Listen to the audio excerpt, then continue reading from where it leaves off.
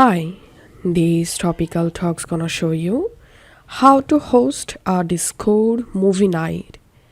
So, if you want to watch a movie with your friends and families in Discord, here's how to set up a movie night party. Open Discord and go to the server where you want to host a movie night. And now, let's create a new channel for movie night. So click on this create channel and here select voice channel. Channel name I'm giving movie night and click on create channel.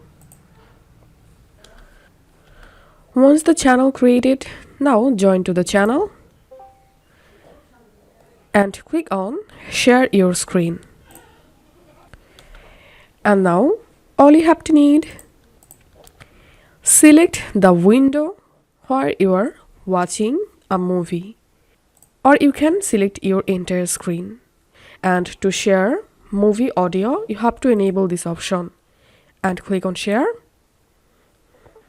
And as you can see, I've successfully started to stream my screen or movie. And now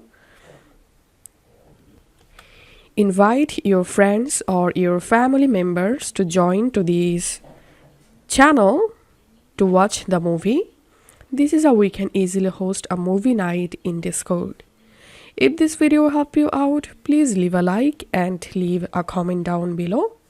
Thank you for watching.